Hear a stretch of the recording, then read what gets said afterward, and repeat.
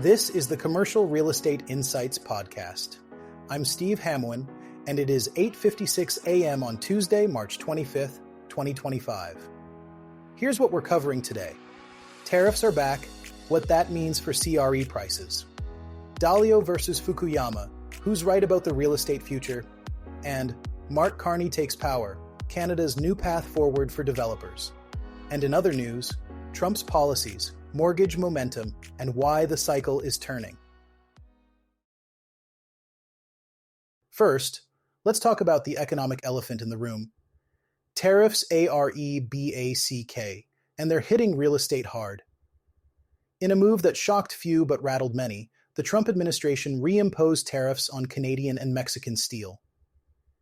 Now, this might sound like a trade issue, but it's a concrete reality for developers. One Philadelphia CRE group called it death by 1,000 cuts. Why? Because steel and aluminum prices are surging again. The National Association of Home Builders says these tariffs are already adding $9,200 to the cost of building a home. Think about what that means.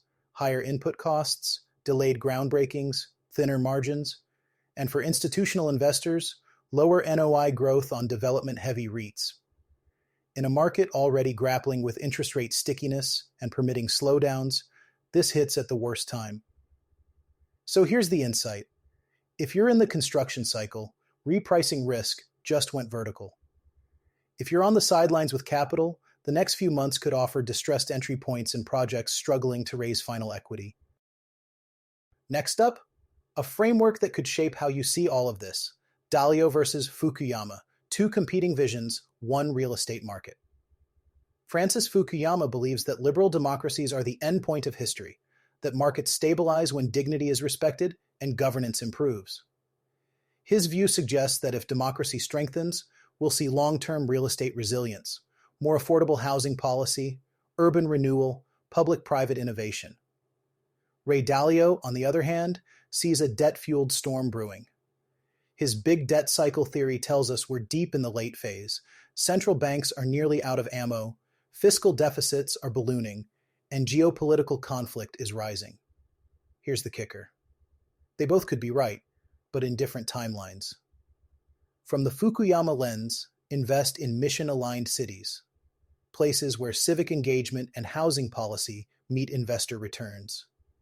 Toronto, Austin, Vancouver, and Waterloo are great examples.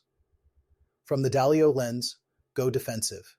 Industrial, data centers, senior housing, and flex properties with solid cash flow and low debt ratios.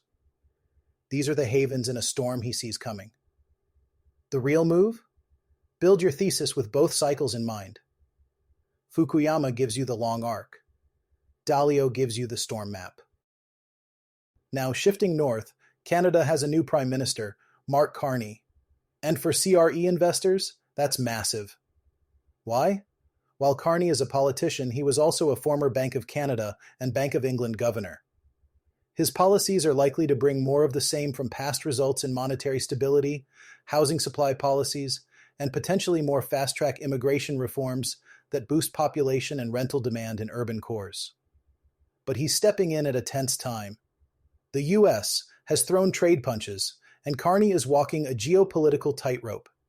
In his first address, he acknowledged the frayed Canada-US bond, but pledged to defend national interests, especially in energy and trade. How do you think he will do in supporting Canada's interests while retaining the US as a strong trading partner? So here's what to watch. CRE investors in Sarnia, London, and Kitchener should monitor border trade policies closely. Expect incentives for developers in housing, clean tech, and logistics. And keep an eye on foreign capital flows, especially from Europe, which trusts Carney's leadership. And finally, a quick note on US housing momentum that's defying the headlines. Mortgage rates just fell below 7%.